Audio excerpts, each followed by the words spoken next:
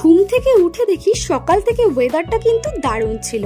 আর তারপর আমি এক কাপ ব্ল্যাক কফি নিয়ে বসে পড়লাম, আর তার সাথে ছিল এই ফ্রুট কেকটা। আর এটা কিন্তু আমার বরাবরই ভালো লাগে। আর আজকে আমি একটু বানিয়েছিলাম একটা ফেস প্যাক, আর সেটা অ্যাপ্লাই করার পর চলে গেছিলাম স্নান করতে। আর স্নান করে এসে দেখি মা এখানে মাটন রান্না করছিল। তারপর চলে আসলাম লাঞ্চ করতে। লাঞ্চে আজকে ছিল ঝুরঝুরে আলু ভাজা, তার সাথে লাল শাক আর পাতলা করে মুসুর ডাল, আর ছিল স্যালাড। আর এই মুসুর ডালটা কিন্তু লেবু দিয়ে খেতে দারুণ লাগে। আর ছিল সেই লাল লাল ঝাল ঝাল মাটন। আর এটা খেয়ে একটা লম্বা ঘুম দিয়ে তারপর বিকেলবেলা বেরিয়ে পড়লাম একটু ঘুরতে। আর ঘুরতে আমরা আজকে যাচ্ছিলাম বেলঘরিয়া স্টেশনে। অনেক দিন পর যেহেতু এসছিলাম, তো বেলঘরিয়া স্টেশন এসছি, আর লাল চা খাবো না সেটা কি করে হয়।